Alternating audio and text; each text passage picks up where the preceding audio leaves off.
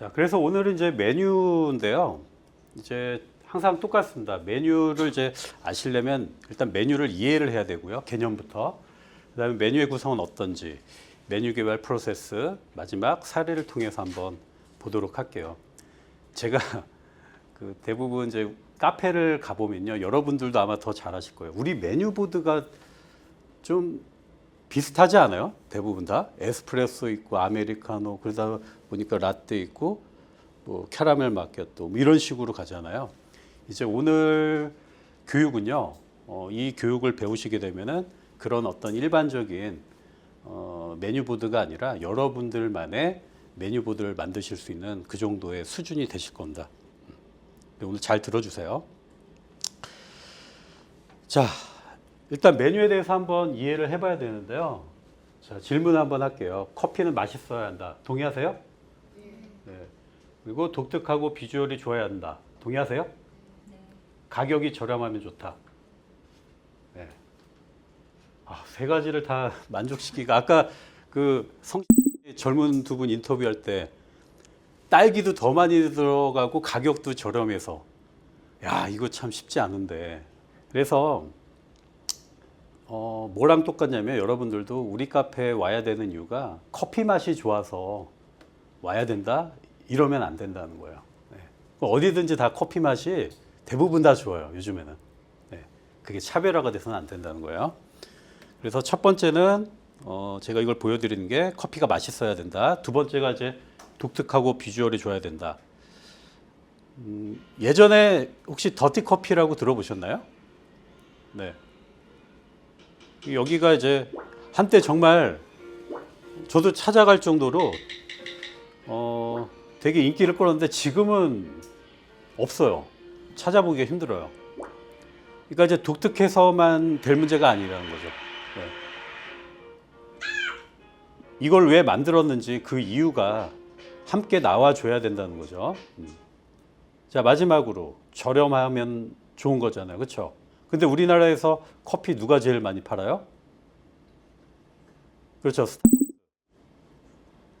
네. 가격이 저렴하면 좋은데 왜 스타벅스가 1등 하는 거예요, 그러면? 지금 아마 여기가 거의 3조 가까이 할걸요? 그렇죠? 그러면 2등서부터 2등이 어디죠? 저기 투썸플레이스. 그 밑으로 다 합친 영업이익만도 이 저희 스타벅스를 따라오지 못해요. 그 스타벅스 드라이브 스루 얘기 나왔는데 재미있는 게 뭐냐면 저기 휴게소 가잖아요. 그러면은 스타벅스 드라이브 스루는 되게 차들이 밀려 있는데 다른 브랜드는 없어요. 그러니까 이게 또 스타벅스만 잘 되는 것 같아요. 네. 그리고 제가 아까 그 교육 전에 어떤 분이 질문해서 말씀드렸지만 우리나라 카페는 이제 정말 양극화예요. 네. 중간이 없어요.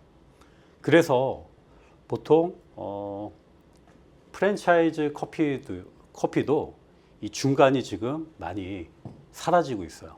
그러면 이제 상위권의 스타벅스랑 투썸플레이스라고 가정했을 때 끝은 어디였어요? 예전에는 2등이었어요. 저가형 커피 나오기 전에 2등 있었고 그 중간에 위치했던 데가 어느 브랜드들이죠? 네, 타멘탐스, 엔젤리너스, 마이너스 이런 데들. 그래서 요즘에 타멘탐스라든지 이런 브랜드들 좀 주변에서 찾기가 좀 어렵지 않아요? 보니까 휴게소에 많이 빠져 있더라고요. 네, 이디가 있기 때문에 그래요. 스타벅스가 있기 때문에. 근데 지금은요, 이디가 애매해졌어요. 왜?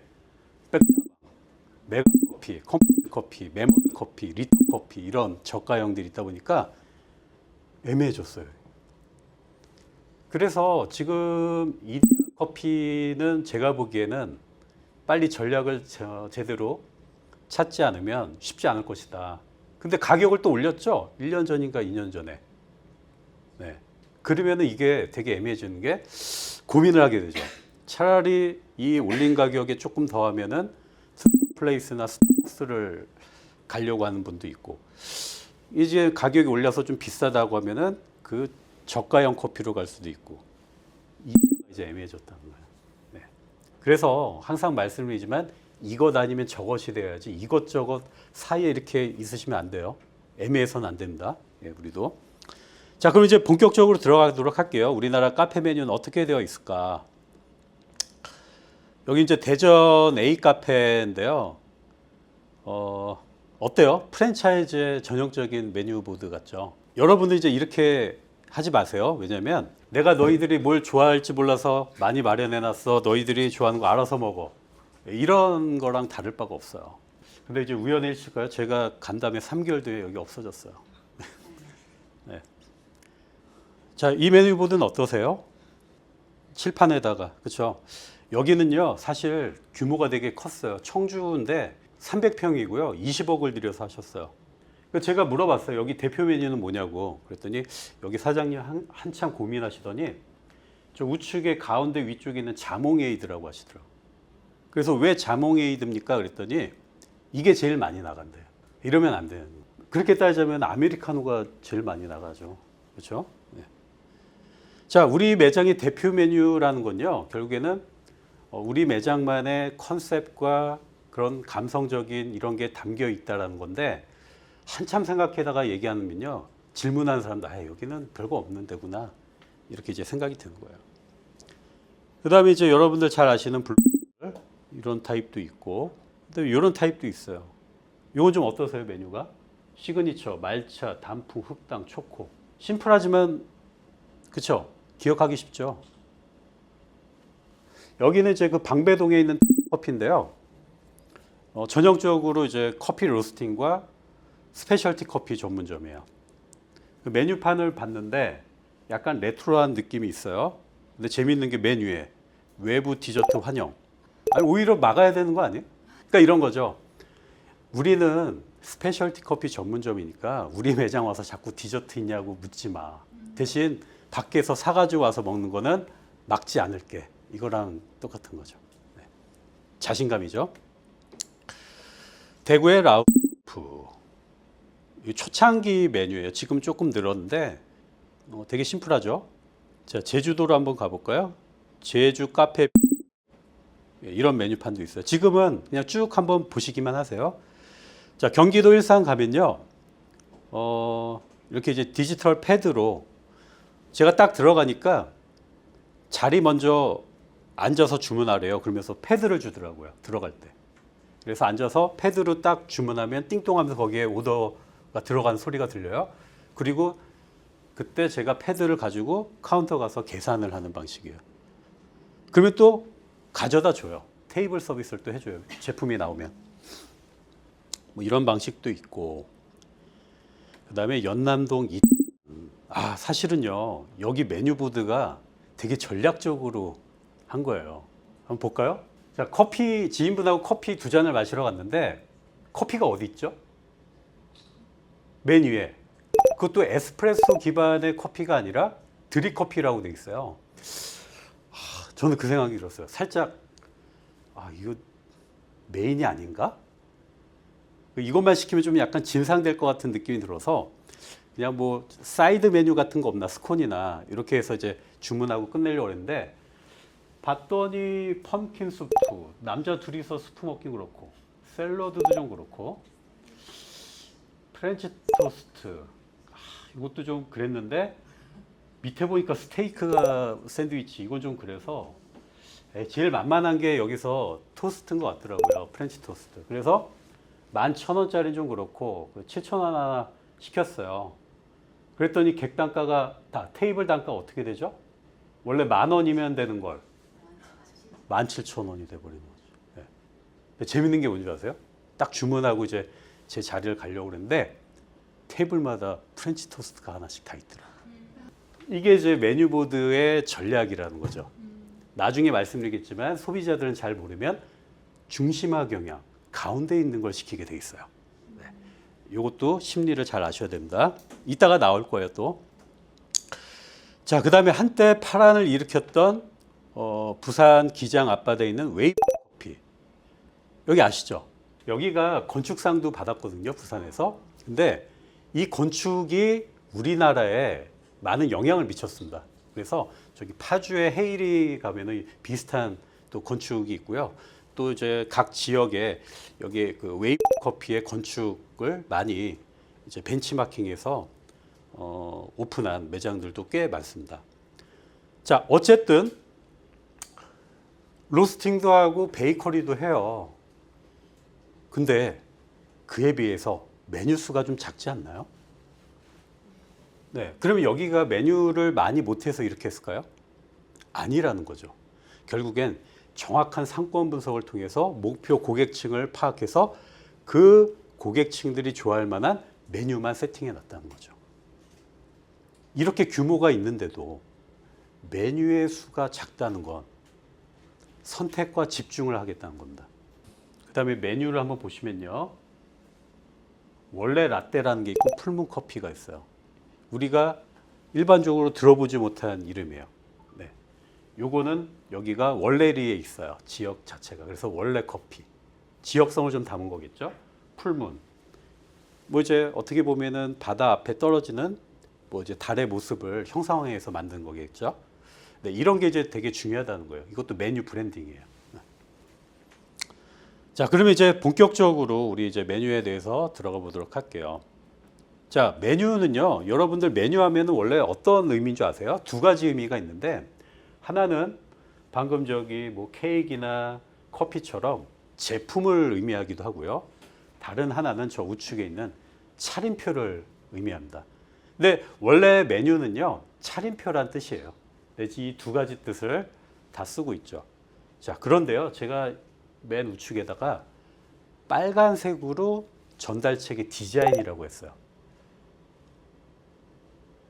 이제는요, 우리 카페에서 메뉴보드를 만들 때 단순히 정보를 제공하는 이게 아니라 어떻게 디자인하고 아까 저기 그 어디죠? 연남동 2탄처럼 어떻게 배치하느냐에 따라서 이게 달라진다는 거죠. 그래서 이 전달책의 디자인이 되게 중요하다. 이렇게 말씀드립니다. 자, 그래서 메뉴의 중요성을 말씀드리자면요. 첫 번째, 소비자들이 카페를 선택할 때 혹은 예비 창업자가 창업 시 가장 중요하게 생각하는 요인 맞으시죠? 어떻게 보면은 메뉴 때문에 카페를 여시는 분도 꽤 봤어요. 네. 두 번째, 고객이 카페를 방문하는 근본적인 이유죠. 네. 거기 가면 독특한 메뉴가 있어. 뭐 맛있는 메뉴가 있대. 한번 가보자. 메뉴 때문에 가는 경우도 꽤 많아요. 그 다음에 세 번째, 대표성이 강하죠. 사실은 이름도 모르는데요. 메뉴를 떠올리면은 그 카페 이렇게 아는 데도 있어요. 그 다음에 네 번째, 카페를 구성하는 핵심 컨셉이 사실은 메뉴 때문에 시작하는 경우가 많아요. 제가 지난 시간에 마지막에 그 수커피, 피베리 브라더스를 설명드렸죠. 거기 컨셉이 메뉴 컨셉에서 시작이 된 거예요. 수커피, 메뉴잖아요. 네. 메뉴 컨셉이 브랜드 컨셉으로 되는 경우도 있다. 네. 그렇지만 여러분들은 항상 정도를 걸으셔야 돼요. 원칙을 알고 기본기를 잘 다져 놓으신 다음에 이게 이제 기본기가 잘 갖춰지면은 저처럼 이제 응용을 할 수가 있는 거죠. 예를 들어서 피카소도 처음부터 추상화를 그리지 않았어요. 그러면 어떻게 해요? 처음에는 사물을 있는 그대로 정교하게 그릴 줄 아는 연습부터 했다는 거죠.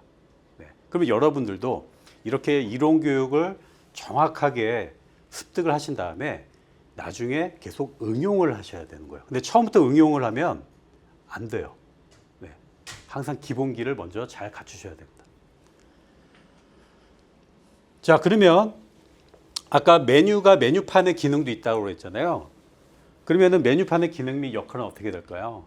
첫 번째, 카페 경영자의 메시지가 소비자에게 효과적으로 전달이 가능하다. 동의하세요? 지금까지 이런 메뉴보드는 없었어요. 그냥 이제 우리 메뉴가 어떻고, 뭐 맛이 어떻고, 가격이 어떻고 이런 정도였죠. 그런데 제가 메뉴 브랜딩이라는 게 결국에는 카페 브랜드 컨셉을 잡고 그 다음에 그 컨셉을 메뉴에서도 녹여내야 된다고 그랬잖아요. 이거예요. 예. 그러면 예를 들어서 아까 저기 웨이본 커피에서 뭐 풀문 커피라고 있었죠. 물론 풀문 커피가 저는 어떻게 만들어졌는지 몰라요. 근데 이거를 한번 대입을 해보면 그 풀문 커피가 사실은 내가 이런 취지에서 우리 브랜드가 이런 브랜드였는데 그래서 이런 브랜드의 어떤 정체성과 느낌을 담아서 이런 풀문 커피를 만들었습니다. 이렇게 전달이 돼야 되는 거죠. 이 공식에 의하면. 네. 그 다음에 메뉴판은요, 단순히 메뉴의 정보만 있는 게 아니라 고객과의 커뮤니케이션에 사용되는 최초의 도구다. 무슨 뜻일까요? 요즘에는 카운터에서 제 메뉴보드를 보고 주문하는 방식이 많은데 아직까지 어떤 데는요, 테이블 서비스를 해주는 경우도 있고요. 그러면은 메뉴판을 갖다 줘요. 정확히는 메뉴북 같은 거예요. 그래서 처음부터 메뉴가 있는 게 아니라 앞장을 딱 열면 우리 카페에 대한 소개가 나와 있어요. 그리고 그 소개는 우리 사장님들이 하고 싶은 얘기를 써놓는 경우가 많아요. 커뮤니케이션에 사용되는 최초의 도구가 되는 셈이죠. 그 다음에 메뉴의 특성에 따라 서비스 타임 및 운영 방식이 결정이 돼요. 예를 들어서 우리 시그니처가 직접 이렇게 만들어 보면서 뭐 넣어 보면서 먹는 방식이라면 이거는 셀프 서비스로는 좀 쉽지 않아요. 테이블 서비스가 돼야 되는 거지. 서비스 방식이 달라진다는 거죠. 그 다음에 디자인 전달책에 따른 구매 유도 및 판매 촉진이 가능한 마케팅 도구다. 이제 이따가 쫙쫙 나오겠지만 메뉴보드를 어떻게 하냐에 따라서 나는 커피 마시러 왔는데 여기에 이 제품을 시킬 수도 있는 거고요. 결합 메뉴? 나는 원래 커피만 마시러 왔는데 가격이 괜찮네. 세트로 먹어야 되겠다. 네, 이렇게 판매 촉진까지 유도할 수가 있다는 거죠. 자, 그 다음에요. 매장의 품질 및 서비스를 유치할 수 있는 가치의 척도가 된다. 무슨 얘기냐? 어떤 카페 가면요, 메뉴판이 막 너덜너덜해요. 그리고 그냥 손글씨로 갈겨 쓴 느낌도 있거든요. 그런 그 메뉴판을 보면 이 카페 수준이 느껴져요. 그렇지 않나요? 네, 이런 거죠.